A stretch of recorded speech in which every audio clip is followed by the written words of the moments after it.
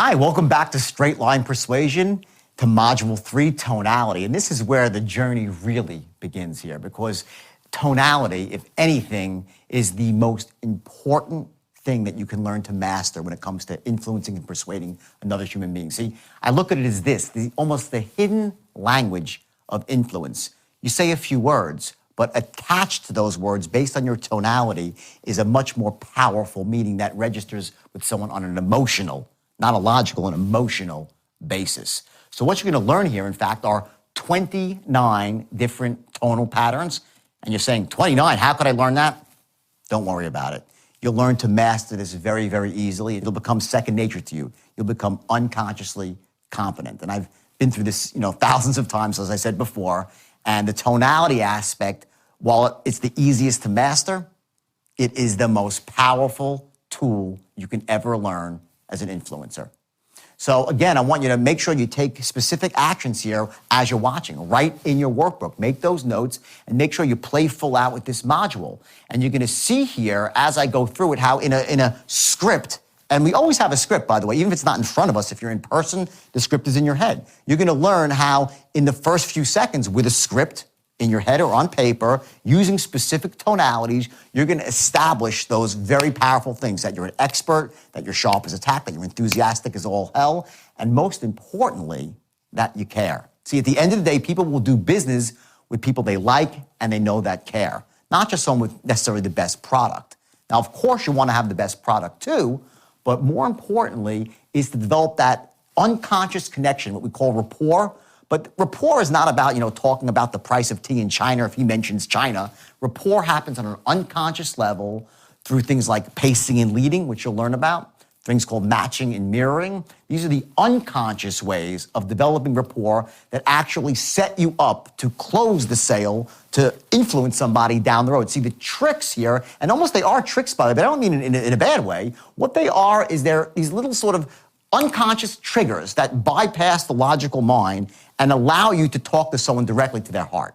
And at the end of the day, it's really the emotion that you create in somebody that truly closes the deal. The logical part has to be there too, and you'll see I'm a big believer in creating logical cases as well. But at the end of the day, people will buy based on emotion and they'll justify with logic. It begins with tonality. It begins with your ability to create specific emotions in the prospect at specific times, and you'll learn what those times are, and most importantly, to develop that trust, that unconscious rapport, and to use the same tonal patterns, not just for the open, but for the close and every step in between. That's the bottom line. So remember, play full out here. I want you to take the workbook out if you haven't taken it out already, and go through this one with an eagle eye here, and also with your ears wide open. And you're going to practice your tonal patterns, and you will see this instantly. In fact, tomorrow, as soon as you go out there and use this, you will be absolutely shocked at the impact this has on your ability to persuade and influence. So go to it, and I'll see you soon.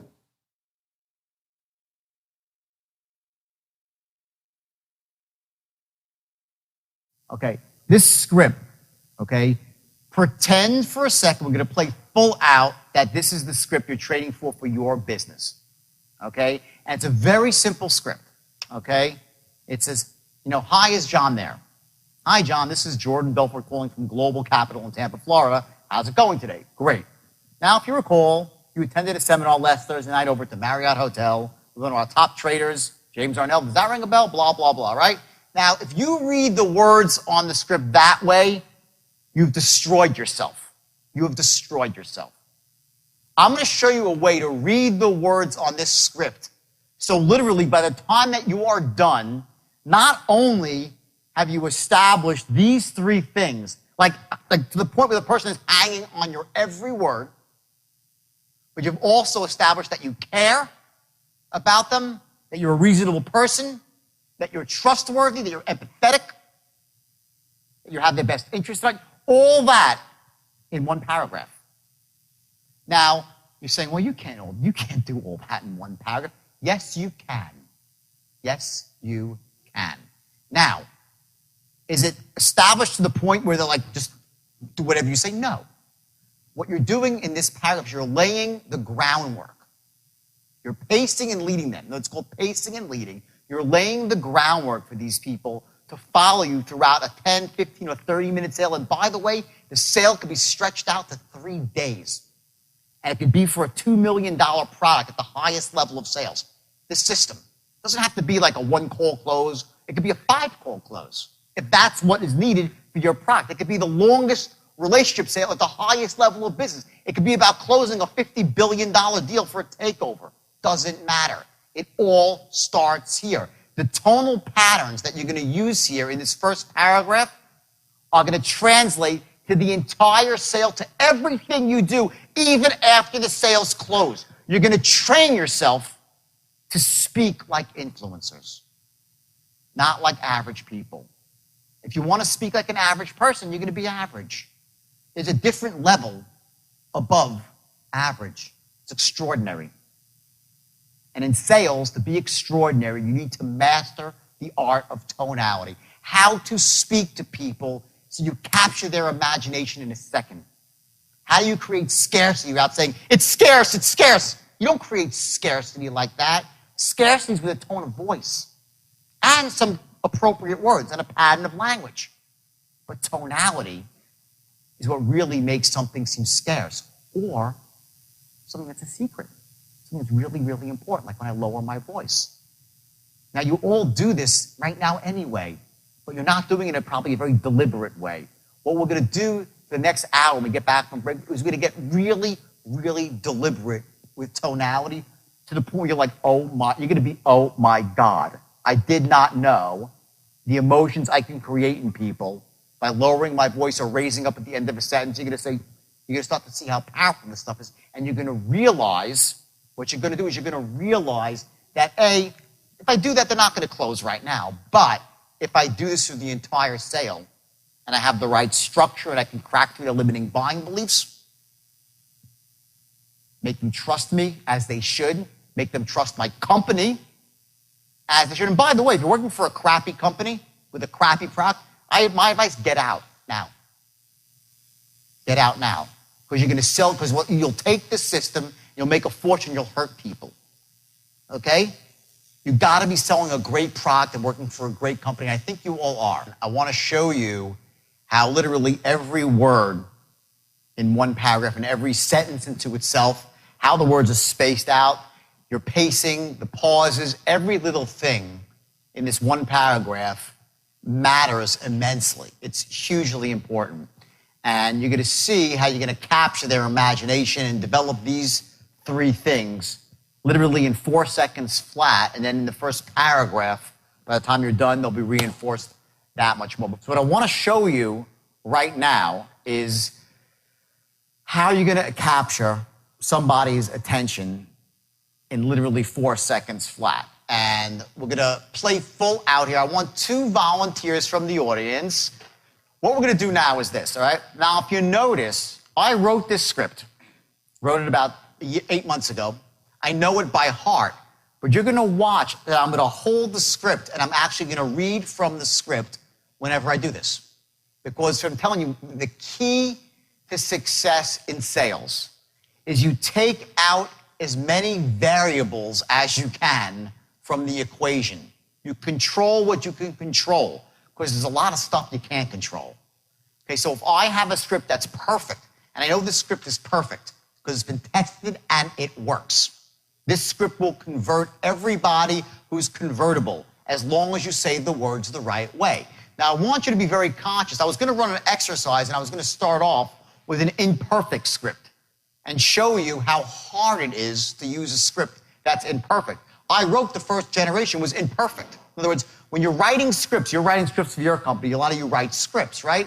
Remember that a script is a work in progress until it gets to the point when it's perfect. And when you know it's perfect, it's been refined, it's been tested, then you lock it in. When you're going about writing a script, remember that when you write words down, it's slightly different than the spoken word.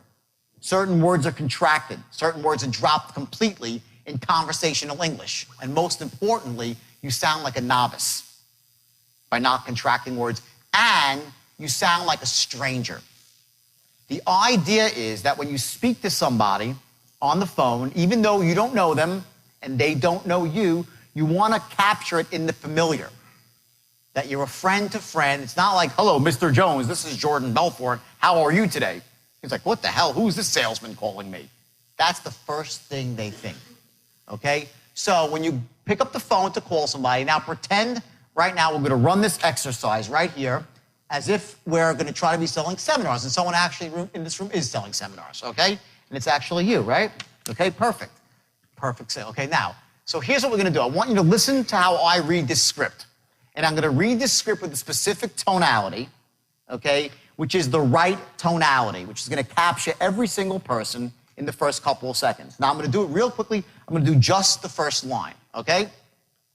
So I say, hi, is John there? And he says, yeah, this is John. Hey, John, this is Jordán Belfort calling from Global Capital in Tampa, Florida. How's it going today? That's the opening script. Now you say, well, what's the big deal about that, right? There's a lot of a big deal about that, okay? Because if you say it in a different way, you're going to lose maybe 10, 15, or 20% of a person's confidence, their focus, and their mind will start racing and going off in a different direction based on how you say these words. Now listen closely again, okay? And then I'm going to have them do it, and you're going to see the difference. Watch. Say, hi, is John there? First few words, right? Hi, John, this is Jordán Belfort calling from Global Capital in Tampa, Florida. How's it going today? Okay. Now let's hear you say this. Start off, okay? We'll say, hi, is John there? Hi, is John there? Right here. Hi, John, this is Paul Bloom calling from... Wow, I messed up. Don't worry about it. It's fine. Keep going. From Global Capital in Tampa, Florida. How's it going today? Okay, no problem. Don't worry about the words. The words are easy to master. That's no big deal. It's not what I'm getting at here. The huge blunder that you made was like on the second word, though, okay? Now just watch. Okay, you say, hi, is John there? Hi, is John there? Okay, hi, is John there? Which is better, his or mine? Mine. Not in the same league. 99% of the salespeople that are working for you, if you're a sales manager, okay, or you yourself, whether you're good or bad, you will not say the first three words the right way. And instantly he knows that you're Sergey. Don't kid yourself. It starts right here. You're going to capture with the first three words. Okay? The guy is going to know, boom, power. I'm talking to someone that's A, an authority figure, B, they're sharp, B, they're... Did he sound sharp? No, he's nervous, of course. He's on the stage. That's fine, okay? But did he sound sharp? He didn't say yes. He sounded like, well, just some other guy called me on the telephone. You're entering somebody's world. You call somebody up, you knock on their door, they look at you, you are entering their world, okay? Most people's world is not full of excitement. It's not full of positive energy. It's full of boredom and tediousness and averageism. When you come in there, bam, with excitement, they want to speak to you. If you come in there dull and humdrum like another, what do I need this for in my life? I already got enough of that. Now, you're not like, hi, is John there? You're not going to do that, right? But it's, hi, is John there? Boom. Instant, I'm enthusiastic, I have something.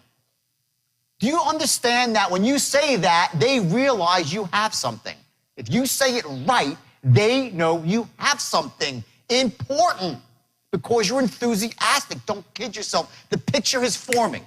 Okay, hi, is John there? I'm excited, I'm upbeat. It's critical, mission critical for any person on the phone. Okay? In fact, I'll tell you a story because it goes to sales in person too. And ultimately, we do meet most of our customers at one time or another. Okay, or we should, okay, if it's possible. I was in the mortgage business. I made a fortune in the mortgage business. After I got in trouble with the stocks, as you know, okay, I had to go to jail. I spent 22 months in jail. And the fact that I have the life I have now where I go around the world and speak to massive crowds is a miracle unto itself. And it was a long way back to this point right now and a lot of struggle. And I sincerely hope that most of you will never have to know the crap that I went through. Being separated from my kids, and it was awful. It really, really, I hope you cannot empathize with me because it was awful, okay? But there was a window after I got in trouble and before I went to jail where I actually started a mortgage company and I built it into a huge company like in a year, which was not that difficult in 2001. If any of you know, we're in the mortgage business. It was very easy to do, but I built it very quickly and I came up with this idea to go door to door. for mortgages, because I started off in door-to-door sales, my first thing. I said, I could walk down the street when rates had just dropped. I could walk down the street to any store, and the business owner must own a house. I'll just say, hey, what rate you paying?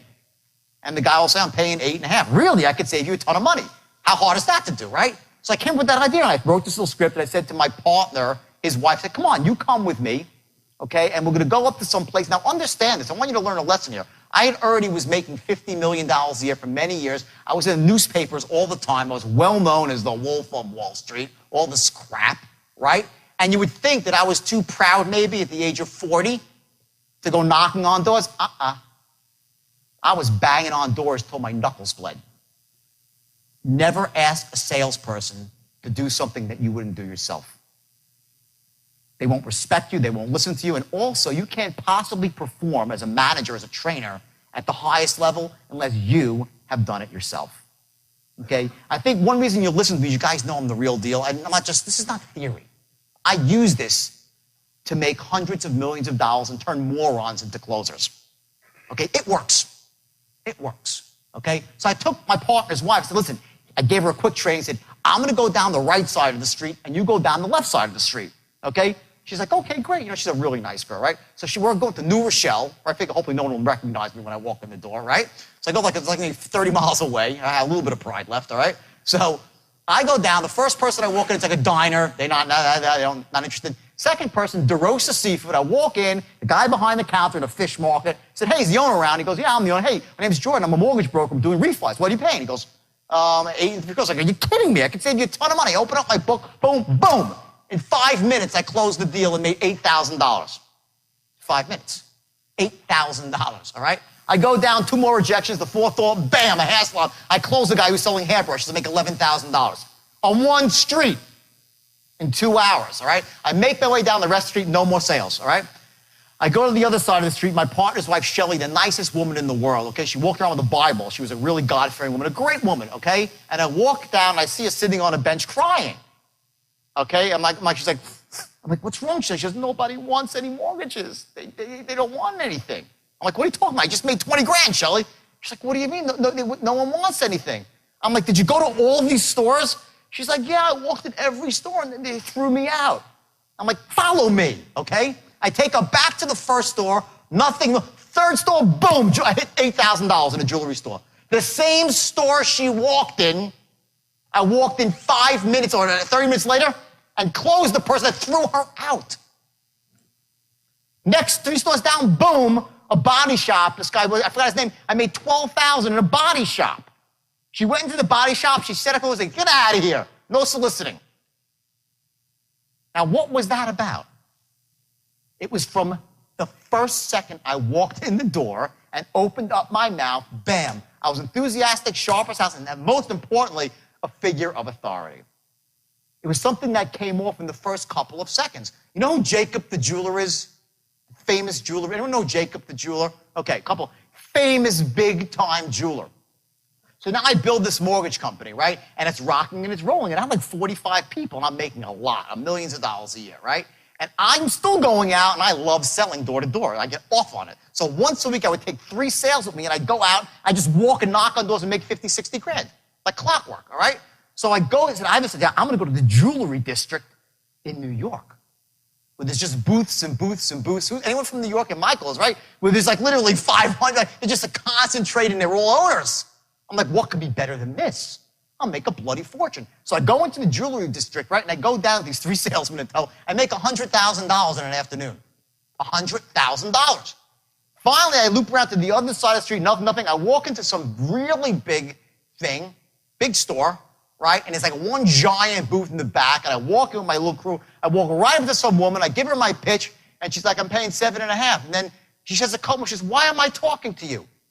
I'm like, what do you mean? She goes, I never talk to, I throw everybody out of the store. Why am I talking to you? It was Jacob's wife, Angela Arabov, okay? I don't understand why I'm talking to you. Before I knew it, I was upstairs with Jacob in his office. I made $17,000 refining their house in Forest Hills, Queens. I was at their house for dinner that night. They did not know who I was. They did not know who I was simply because my rap of confidence, the aura that I had, that I was sharp as a tack and I was an expert, Jacob told me to screw off. I was like, screw off yourself. I was pacing him and leading and matching and mirroring, being just like him, right? Angela Arabot, to this day, okay, she never considered I throw everyone out, but I did business with you. Why? Because the first second I walked in the door, I was different. I captured her imagination. So when I say to you, like, hey, is John there? I ain't kidding. Okay? If you are a salesperson and you're hammering away, you got people on the phone, a big crew of people, just that alone will increase you up this much. Now, you're going to close sales, but no. But this is called the art of, ready for this? This is a great lesson. This is called, okay, this is called the art, I can't write. The art, I'm an author too. The art of not blowing it. That's what this is. Here's the mistake so many people make, okay? If this is your straight line, okay, and you're qualifying over here, and then you're presenting here, and you're closing here, right? Okay, the mistake people make is they think the sale starts here. When they start presenting, the sale starts the moment you pick up your phone. You're closing with your tone. You're closing by establishing the 3 magic bullets. That I am what? That's number 1, sharp as a tack. 2, what? Enthusiastic as hell. I can't write. You see this? Enthusiastic as hell. B, I am a force to be reckoned with. An authority figure. An expert in my field. That's how I got upstairs to Jacob's office. That's how I made $3 million a year from a dead stop after the government had taken all my money, and deservedly so. Because I had a company, let me tell you something, I invented the straight line out of frustration of trying to take 19-year-old kids with little education and make them into killers who could talk to the wealthiest men and women in America and extract money from them. Not $5,000, millions. We would call people all across the country, and they would send us, one guy would send us $4 million. $4 million for a stock he never heard of, to a brokerage firm he never heard of, to a salesman who usually still had pimples on his face from acne. They'd send in millions and millions. I raised, I think, like $3 billion in my heyday, all because of the straight line.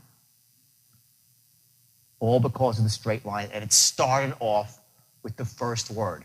Now, the mistake I made, here's the thing, 95% of what I did in business was strictly legitimate.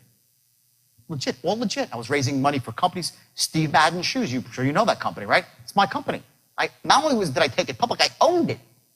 85% of Steve Madden Shoes was mine. Steve was a minority partner. He owned 15%. He came to me looking for money for venture capital. You do venture capital over here, right? Came looking for venture capital.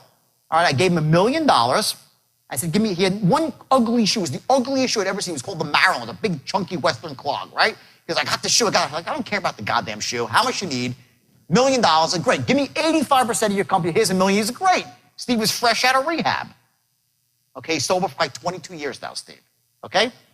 Next day, I turned around. I sold off 30% of my stake for $1 million. Get the picture? I was in for free. I owned 55% of Steve Madden Shoes. It was a startup. The company now is worth over $1 billion, not million, $1 billion from that little tiny investment. That was the business that I was in. I was in venture capital. I raised money using the straight line. All legal, perfectly legal, nothing wrong with it. Sales tactics, a lot of pressure. More than there should have been. Not legal, not legal.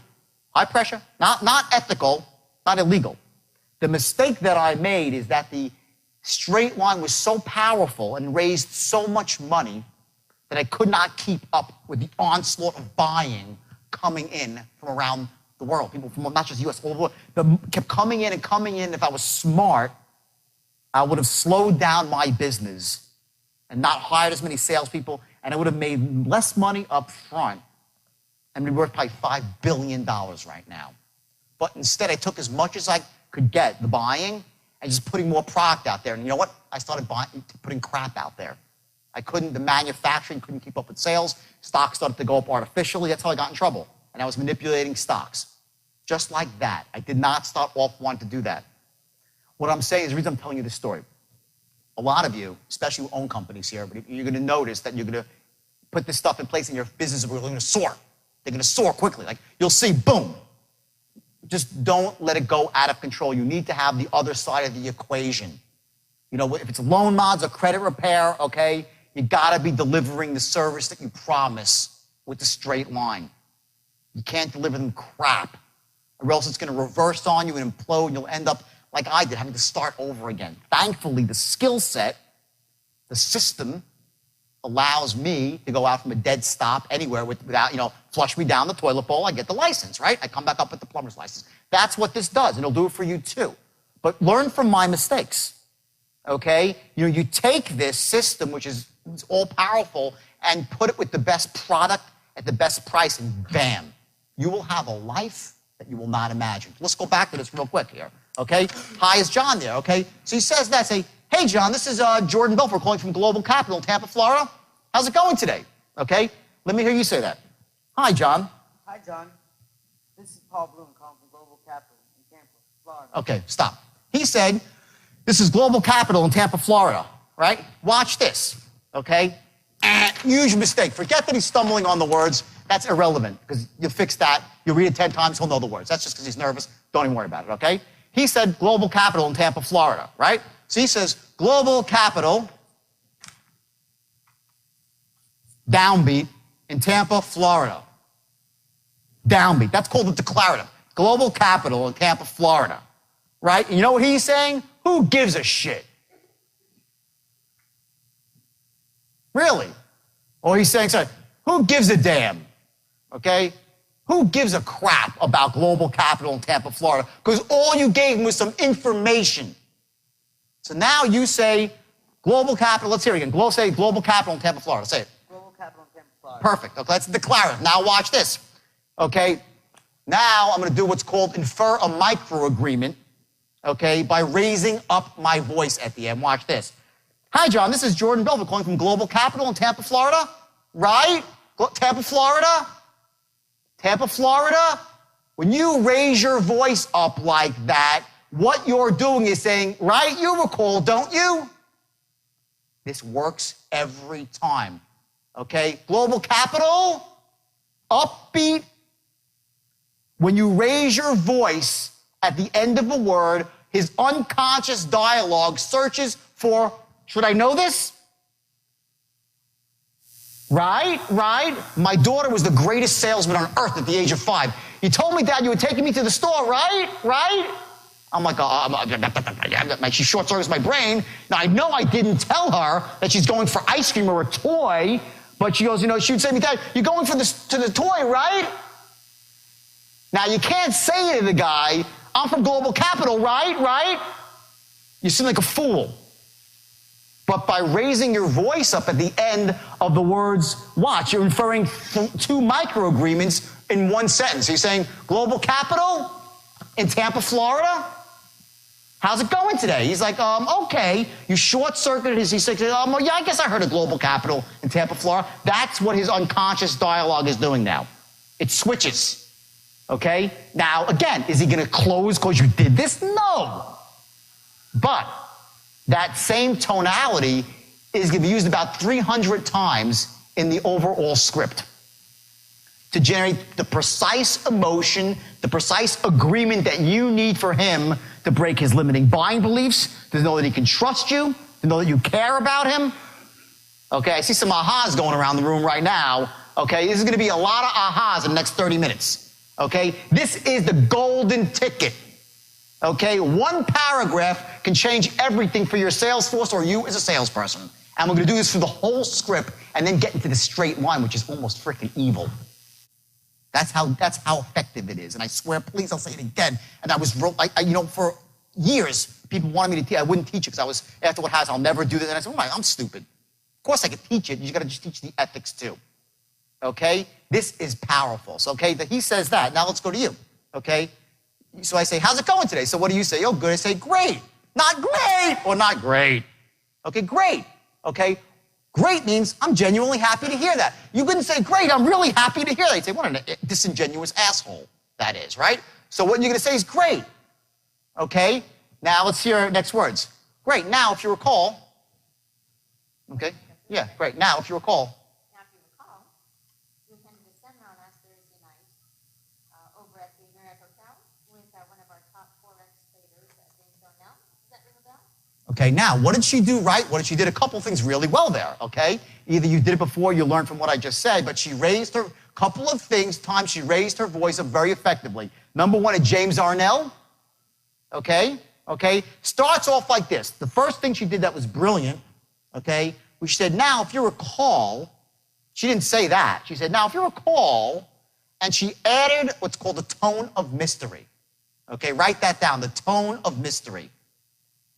When you say to someone, now, if you recall, okay, say it your way. Say, now, if you recall. Now, if you recall. Okay, now, if you recall, which one sounds better? First or the second? Second, maybe slightly, right? Now, say, now, if you recall. Now, if you recall. Okay, down a notch. He hasn't got it yet. That's fine. You're going to get this stuff, and you're going to become what's called unconsciously competent at this stuff. That's where you're going to get to very, very quick. It's easy. Once you figure you'll crack the code, we'll do it. No big problem. So he says, now, if you recall, that's what 97% of the salesmen on earth will say. They'll go through the script like this. They'll say, hi, is John there? Great. Hi, John. This is Jordán Belfort calling from Global Capital in Tampa, Florida. How's it going today? The guy's like, what an asshole I got on the phone right now. Another salesperson. That's where you're at when you do it that way. Say, great. Now, if you recall, okay, done. He's like, no, I don't recall. I don't recall. Now, if you by saying, now, if you recall, he's like, what? He's like, what? The tonality switches up something in his brain, and he tries to recall because he does not want to be thought a fool. What you're saying is, now, if you recall, he's like, do I? That split second that you stop him from saying, what an asshole, allows you to move forward down the straight line. If you miss the opportunity, he's off the line.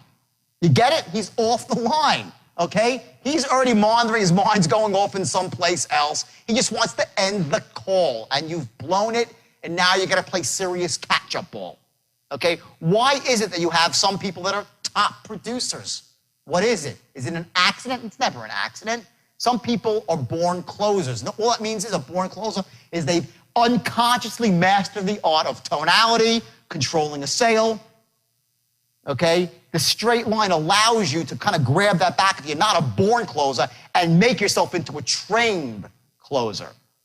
That's what it does. So now we'll move forward, okay? Global Capital in Tampa, Florida. Okay, hasn't great. Now, if you recall, now listen to me say it. If you recall, you attended a seminar last Thursday night over at the Marriott Hotel.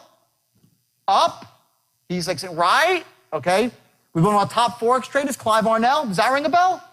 I have 4 micro agreements in there. It's like, right. And he's saying, right. He's like, yeah.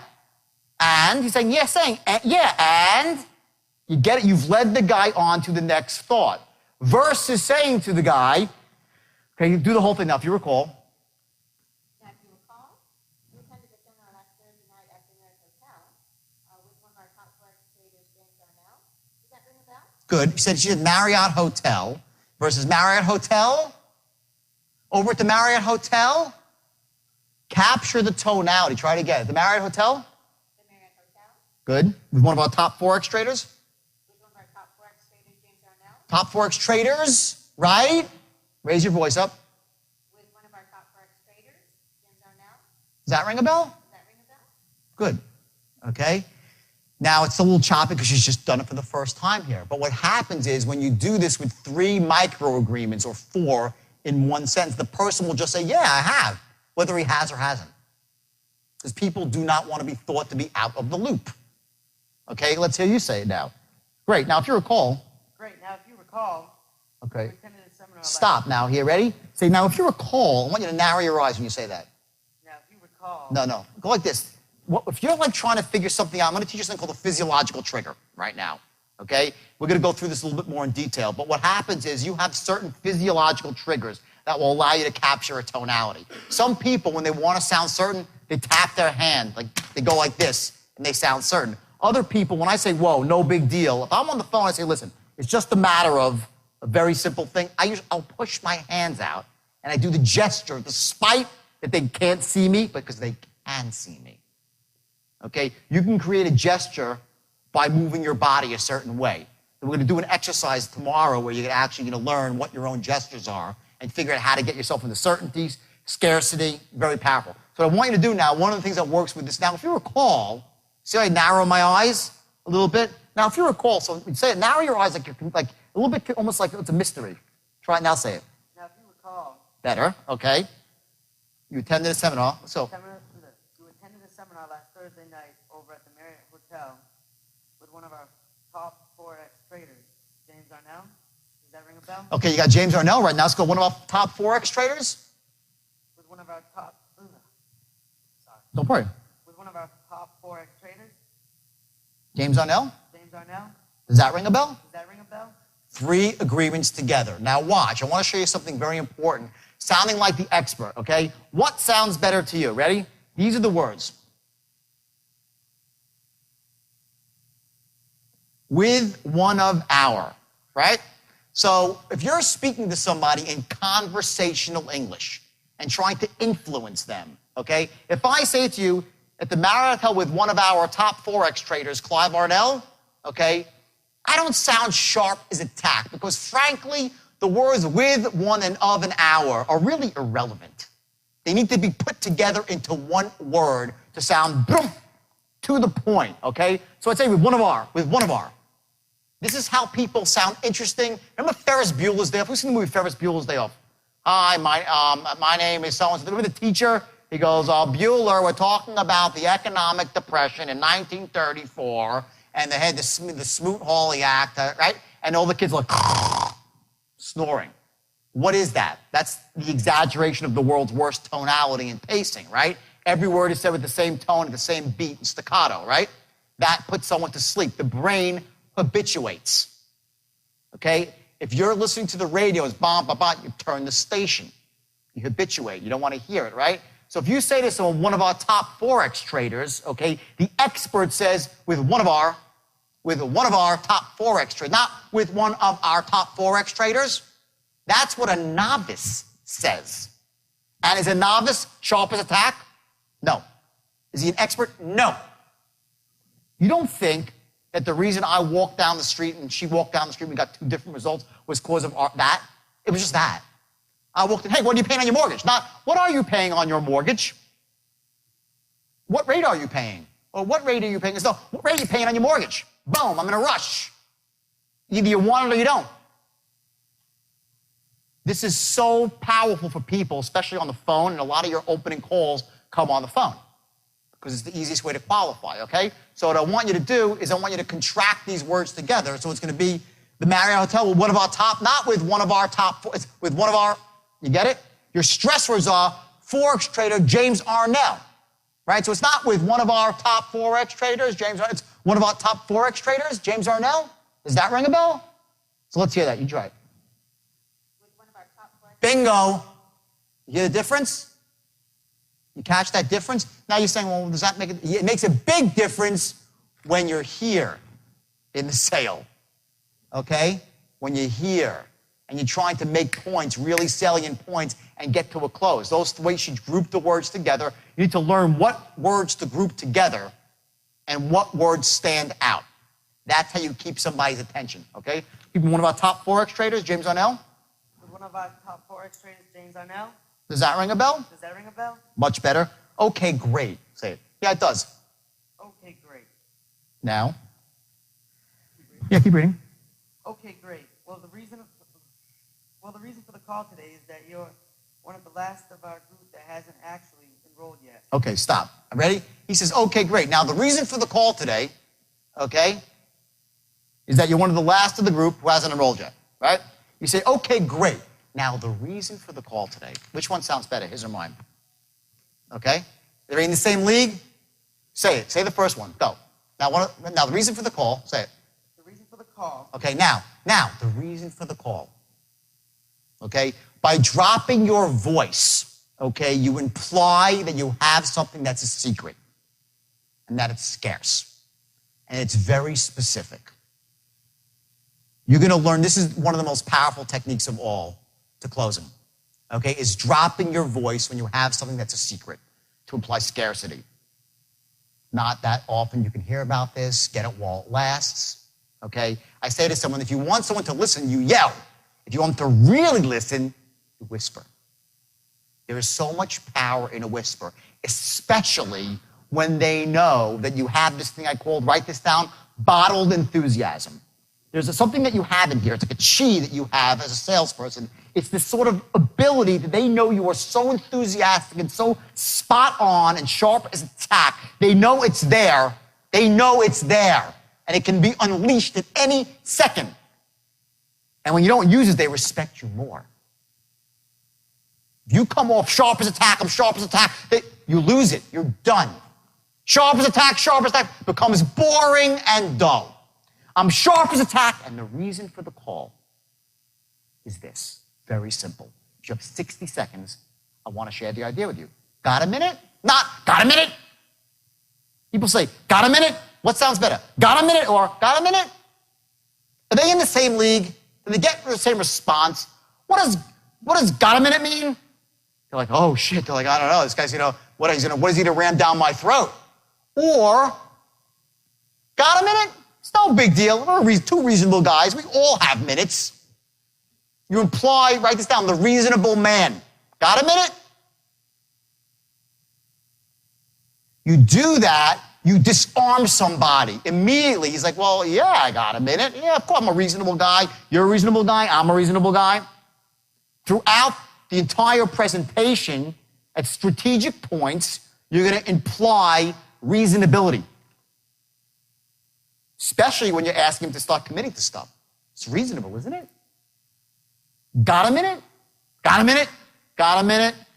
They all mean different things. 9% of communication, guys and girls, is words. 9%. 91% is tonality and body language. And when you're on the phone, which a lot of us are, especially in the beginning, 91% is tonality, but you create the image through tonality. Simple as that. You must master tonality or you're wasting your time as a salesperson. And by the way, it's what charisma is all about. Charisma. It's about tonality, about making yourself so interesting. It's not the way you look even. It's the energy, that bottled chi that's inside you that can come out at any moment, but it's held in check. People would say to me, well, I get on the phone with people and they ramble on. No one rambles when they're on the phone with me because they know better. Not that I'm going to hurt them. I'm 5'7", 150 pounds on a good day, okay? It's because they understand that I'm an expert, I'm sharp, I got it. They don't want to piss me off. Does that mean they're going to buy? No. Because remember, we have those buying archetypes, right? Only certain people will ever buy. But I know that if I do it like this, everyone who can possibly buy will buy from me, not from somebody else. The worst fate for a salesperson is that you couldn't close them and somebody else did. That's the worst. That's the low point. Not that you pitched 10 people and no one bought. That's A-okay. That's the numbers game, like the sales funnel. The worst is they didn't buy from you and they bought from the next guy. Simple as that. So we go through the script. We get to this point now. Great. Well, the reason for the call, and you drop your voice to imply scarcity. So let's hear you do it. Great. Okay, great. Well. Okay, great. Well, the reason for the call today is that you're one of the last of the group who hasn't actually enrolled yet. And if you have 60 seconds, I'd like to share an idea with you. You got a minute? Okay. Let's do it and say, okay, great. Okay, great. Okay, now say it like you get it on the phone. I say yes. Okay, stop. Let me go back, right? You say, does that ring a bell? I say, yeah, it does. Now what do you say? Okay, great. Okay, now keep going. Well, the reason for the call. Stop. Now, well, the word well is a transition word, okay? Write that down, the transition words. Well, but, now.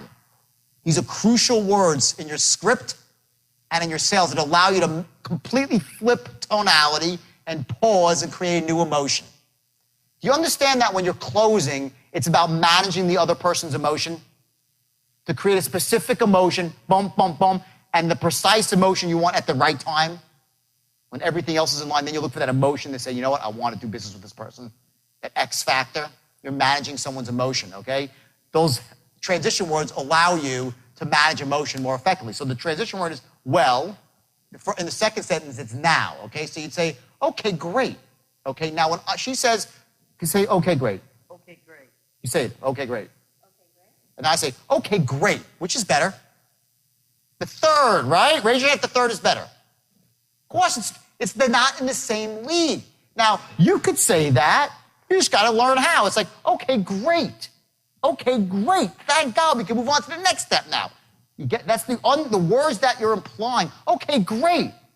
Like, I have what? What does that say? I'm what? Enthusiastic. Remember, let's put these three things back on the board here. We'll point to them with every single, what are we accomplishing? And you'll notice with each thing you do, you're accomplishing one. Sharp as attack, you're sharp, enthusiastic, okay, and a force. Those three things. A force, an expert, or an authority figure, okay? I say, okay, great. Where am I? Enthusiastic, right? Yes or no? Yes, okay. Now, so say, okay, great. Okay, great. Better, okay? Not, okay, great. You said it just right. They'll say, this person needs to be committed, okay? Okay? So again, I'm going to show you that there's this kill zone that you have to learn in your own voice, and that kill zone of tonality is when you're right, dead on, balls, accurate. And when you're there, you're going to be just like, you'll know it. That's when you're in the zone. Those days when everyone that they're just laying down for you, that's what's happening. You're in the zone and you're controlling their emotions with the tone of voice, and everyone's saying yes, like, wow, I had a really good day. I don't know why. Now you know why. Okay? So let's go, great. Say now, okay, great. Well, the reason for the call. Okay, great. Well, the reason for the call. Okay, ready? Now watch this. Ready? Great. Now, well, what you do is you start off here. You're like, well, and you're here. Okay? He's here in tonality, right? Well, to drop to the reason for the call, he has to go down too low. The mistake you have is you're not starting off high enough. You have to give yourself a place to go. So if you say, well, the reason for the, you can't get there. It's like, well, the reason for the call. So you go up on well. Your transition word creates the power for your next phrase. So if your transition word is going to be go to a state of scarcity, you want to say your transition word higher and then drop down, okay, to the secret to scarcity. So say, great, well. Okay, great. Well, the reason for the call today is... The reason, say the reason for the call today. The reason for the call Keep today going. Now. is that you're one of the last of the group. Okay, ready? Say one of the last of the group. Put all the words into one word. One of the last of the group. Let's hear it. One of the last of the group. Bingo. That's how you speak like an influencer. One of the last of the group, not one of the last of the group. You're done. What are you not here? He's not what? Sharp as attack. They know it. They know it. Okay? One of the top traders. One of the last of the group. Not one of the last of the group, like the guy's reading from a fucking script. They know it in 2 seconds flat. But if you're just looking at your script as a guy and saying you're one of the last of the group who hasn't actually enrolled yet, if you have 60 seconds, pause. I'd like to share an idea with you. Got a minute? Got a minute? You're reasonable. I'm reasonable, right? Everyone who can say yes, who is like literally has a minute and has anything interested in what you have to say, they will say yes. Remember I said if you read the script one way, and I'm not getting down on him, I respect him greatly for getting up here, by the way, because he raised his hand up, the first person to pop his hand was him. Okay, I respect that, because no one cares whether you could do something well or not. All they care about is your heart, and this guy's got a heart. He will be a closer, for sure. So the bottom line is this, okay? You say something my way. Let's say we speak to 100 people, okay? And I do it this way. What percentage of the people you think that are closable will come forward with me? What percentage? Close to 100. Okay, if I read it my way. If he reads it his way, he might get 15 or 20% of the people to move forward. Because he hasn't captured their imagination and he hasn't established these three things. And if they do move forward, he has a significant uphill battle to fight because they know he's really not these three things. And now he's got to make such a case, such an airtight logical case, such an airtight emotional case. It's an uphill battle. You're not a closer, you're not an influencer, and you'd be killing yourself as a salesperson. So, and I'm going to tell you a story. This is a great story. And by the way, you're somewhere in between. Like you're a little bit higher up in terms of your tonality, is a bit more advanced, but still there's a lot of things that you're not capturing, and it's so easy to do.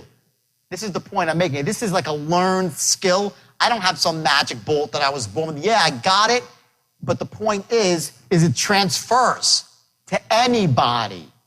I could sit with any one of you for 2 or 3 hours, and as long as you will commit. Remember I said in the beginning, you want to have a burning desire, take opportunity, right? Follow a proven system. I say if you have those, anyone can learn it. The only people that can't are those that don't really care to. They don't care about money. And by the way, let's just clear this up right now. Money matters. And anyone who tells you it doesn't is full of crap. They never had any. Money is not evil. Money doesn't corrupt people. Money's a beautiful, wonderful thing. You know, rich is good.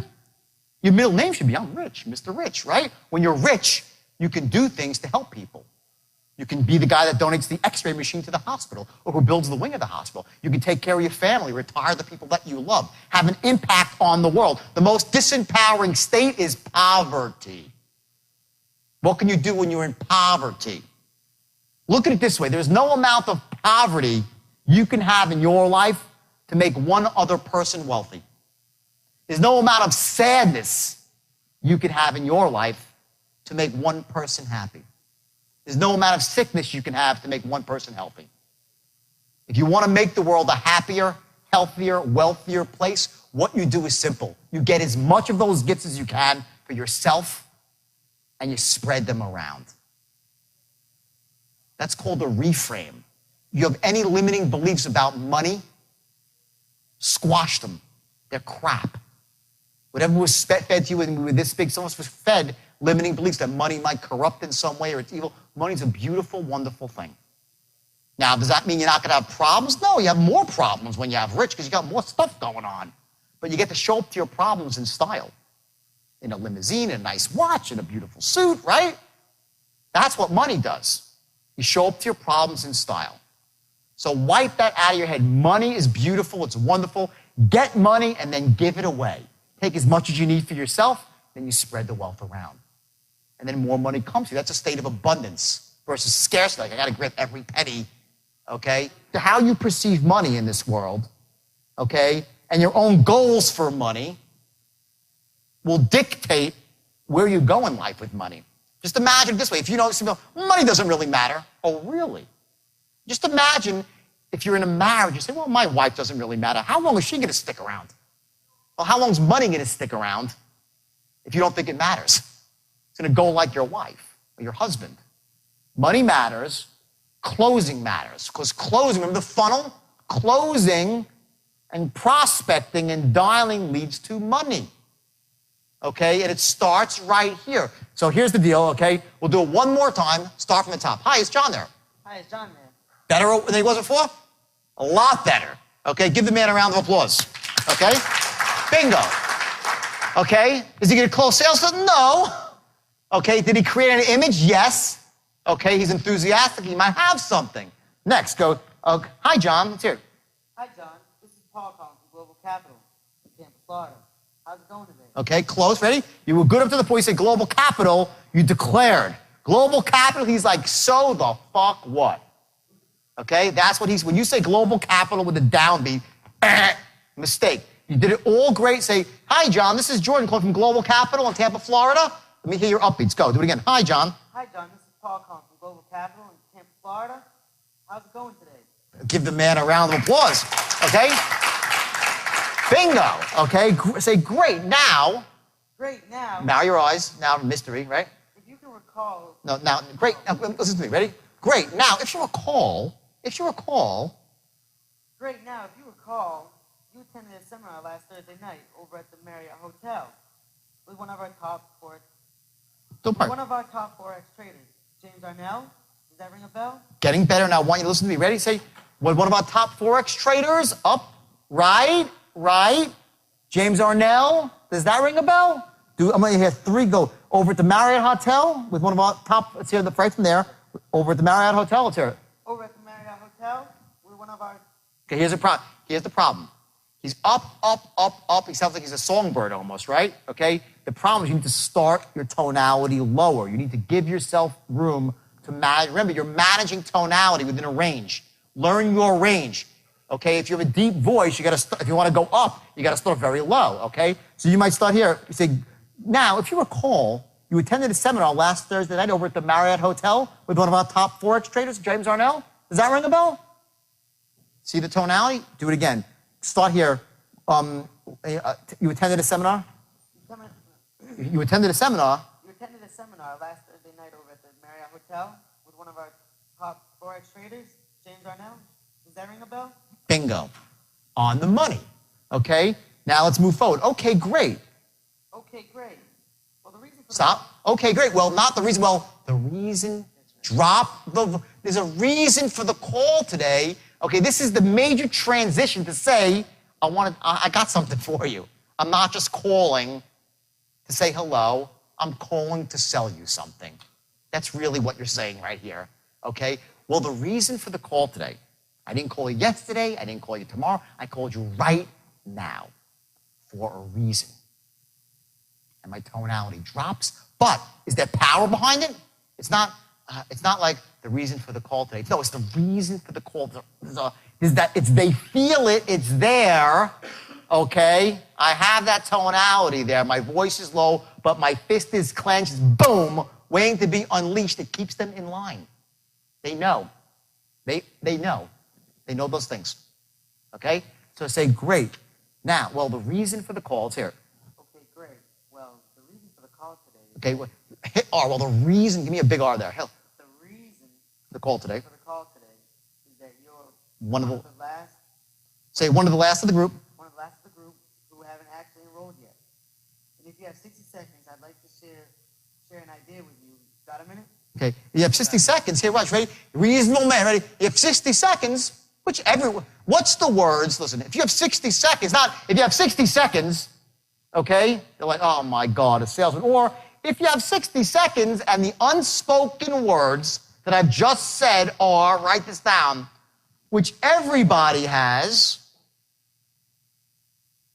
If you have 60 seconds, which everyone has, I'd like to share an idea with you. No big deal. Got a minute? I'm a reasonable guy. You said all that. You don't realize it. Or you haven't said it, and you're wondering why they don't want to move forward. You get it? It's that simple. Okay? Let's hear it at the end. Okay, great. Well, the reason for the call today. Okay, great. Well, the reason for the call today. Well, the reason for the call today. Well, the reason... Stop hard. Well, say well louder. Well, the reason for the call today is that you're one of the last of the group who haven't actually enrolled yet. And if you have 60 seconds... Seconds, I'd like to share an idea with you. You got a minute? Good. Must give him a round of applause. That's great. You did well.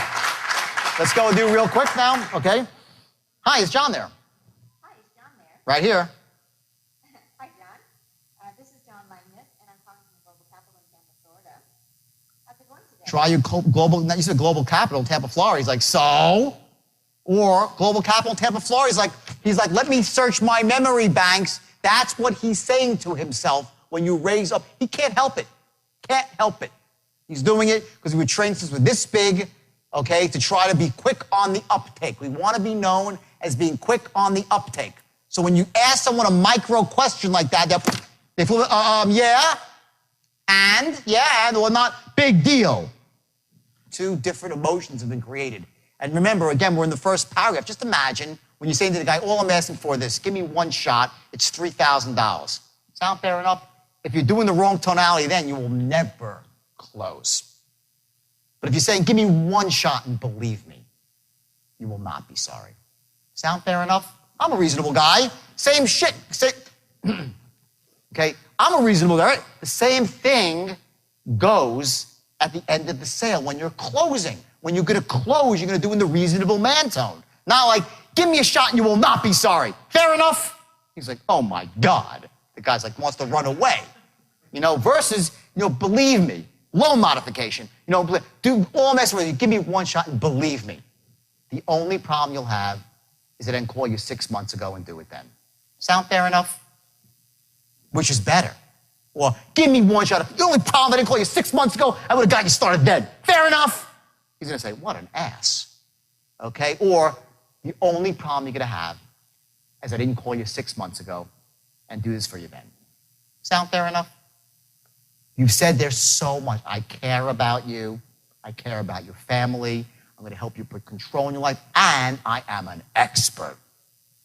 They all want to deal with the expert. This is what tonality, the straight line, is tonality and structure. Tonality and structure. To move somebody's emotions down the line with the appropriate tonality, to have them right where you want them, not in an evil, manipulative way, in a way that empowers them to make a good decision. You will never use this to manipulate somebody, because now I think you can start seeing you could use it to manipulate someone to make a bad decision, especially when you learn the art of looping, which we'll go through later, which is crazy, okay? Where you break their buying beliefs down, okay? So you do this only to empower people. That's the message here, okay? Let's move forward here. Great, say great. Now, let's do it again from the top. Hi, is John there? Hi, is John there? Right here. Hi, John. This is John Magnus, calling from Global Capital in Tampa, Florida. How's it going today? Good. Great. Now, if you call, you can... Say stop. Do it again. Great. Now, if you recall... Great. Now, if you recall, mystery guys, because they're going to say, no, I don't recall, if you do it wrong. And if you recall, which you should... and you don't want to be thought as being slow on the uptake now, do you? Now, if you recall, like most reasonable people do, like most smart people do, can't say that. You couldn't say to the guy, now, if you recall, because you're not a fool, that you attended the seminar, you can't say it. But you can imply it with your tone, okay? And you manage the sale, and you move. Do you understand what's happening here? You're moving. It's always about moving forward towards a close. You're closing from word one. Or qualifying them out and directing them to the right source where they can get what they need. That's when you're really operating at the highest level of sales and ethics at the same time. Simple as that, okay? So great, now we're here. Great, now if you recall... Now, if you recall, you attended a seminar last Thursday night at the Marriott Hotel with one of our top forex traders, James O'Neill. Does that ring a bell? Yeah. Okay, great. Well, the reason for the call today... Stop. Well, okay, a lot of the mistakes I'm hearing right now mostly have to do with not using well as a transition word. Make this easy for yourself by giving well some power. If you know your next word, that's why you need to have a script that you stick to, okay? Because you know what your next word is going to be. If you know your next phrase is going to be for scarcity or secrecy, right? Well, then give yourself room. Say, you're not going to say, well, you have nowhere to go. You should say, well, then all of a sudden, whoop, you drop down to the reason for the call today. And they're like, what? They're like instantly the human ear, they zero in, okay, and you pass that little transition to where you're a salesman now, to like they're listening, they're just listening. You get it? They don't want to miss it, okay? Say, great, well, the reason for the call today. Okay, great. Well, the reason for the call today is that you're one of the last of the group who hasn't actually enrolled yet. By the way, what did she do that was beautiful there? She just did something that I wasn't even doing that effectively. I knew it. I was almost going to stop myself before, but I figured I would deal with it later. She just did something really powerful there. She said,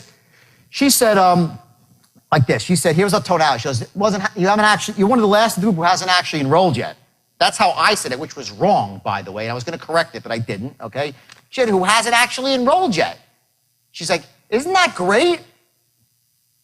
In other words, she said it in a way, and it's such a, guys, it's a minor point, but don't kid yourself. One more emotional in there brings them forward, and you're going to use that same thing she did about, isn't that great? Like in the same way you say, getting started is very simple. Just a question of your name, social security number. Isn't that great? How easy it is? So that little trick she pulled there, unconscious, that's called unconscious she didn't plan. She unconsciously knew that the right tonality there was that, and she did it. Now you have to learn to be able to harness that tonality anywhere you want to create the emotion and move it forward. So I'm picking out little micro stuff because you're going to use it later on. You'll see later, you're like, oh my God. When you're closing, you're like, oh, you boy. I'll say stuff. That's when I do this exercise. People say, that is the sickest thing I've ever heard. When I do the close, because you start seeing how, combine like secrecy, scarcity, and the reasonable man all in one shot. And it's like, and the guy's like, yes. He said, my name is, and he's filling out the application. Okay, but don't do it unless you should be filling out the application, okay? So real quick, I said it 50th time today, right? Okay, so say, great, actually enrolled yet. Go from there. Say, who hasn't actually enrolled yet? Who hasn't actually enrolled yet? And if you have 60 seconds, I'd like to share an idea with you. You got a minute? Okay, that was not right, because then she's like, you have 60 seconds, I'd like to, great, that's not great. No one wants to waste 60 seconds of their life with anybody other than the people they love. So you have 60 seconds, I'd like to share, isn't that great? No, it's not great. What is great, okay, so you haven't enrolled yet, I'm giving you an opportunity. That's great. If it could happen instantly for free, it would be even greater. But this is certainly 60 seconds, no. And if you have 60 seconds, now you're in a reasonable man tone, which anybody has. I'd like to share an idea with you. No big deal. Got a minute? We all do. Different emotion. 4 words later, you've switched to a new emotion. That's what people that are great closers do, automatically. But you can do it. Even if you're not a great nat, you can do it. You just learn it, and you're like, boom, it becomes unconsciously competent, and you're always doing it. Changes your life. Great. So if you have 60 seconds, say, great, it hasn't actually, so 60 seconds, which we all do, I'd like to share the idea with you. No big deal. Got a minute? We're both reasonable people. Let's hear it. Just like that. That's what you're saying, really. Okay, so let's hear it. Who hasn't actually enrolled yet? Who hasn't actually enrolled yet? And if you have 60 seconds, I'd like to share an idea with you. Got a minute? Perfect. Let's give these two a big round of applause. Thanks very much. Excellent. Thank you very much. So what do you think? Tonality, right? It's the key to everything. When you lower your voice, people will listen. If you raise your voice, it has some power, but only for a short while. When you really want to influence somebody, you whisper, create scarcity, secrecy, and people will really respond to that. Now take this to the streets, as I said, and I want you to go out there and act on this one. This is something that you don't have to really think that much about. Just in your mind, just be conscious. There are certain key moments where you pause. There are certain times when you group your words together and become a person that speaks like an influencer. So I tell a story about how a guy at the checkout line is working the cash register. Well, he's a salesperson too. He's selling people cans of Campbell's soup and hairbrushes and toothpaste, right? He gets paid, what's minimum wage, just $6, $7 an hour? That's what you get paid for transactional sales. As an influencer, using your tonality and the structure of the straight line, the amount of money you make can be staggering. So I just want to make sure that's what you took out of that session. What we're talking about here is becoming an extraordinary influencer. And at the heart of that is your tonality. And if you're in person, also remember your body language, remember the eye contact, how important that is, shaking hands in an authoritative way, but not, not shaking someone like a rag doll, because people don't respond to that sort of stuff. But again, the key here is to take specific actions in the real world, to go out there, not just conceptually, but when you speak to people, speak to them like an influencer. And remember that kill zone, that sort of 1% inflection that makes the real difference, to raise your voice up in a certain time, to inspire someone to start searching their memory for something so they don't start, working against you with their unconscious dialogue.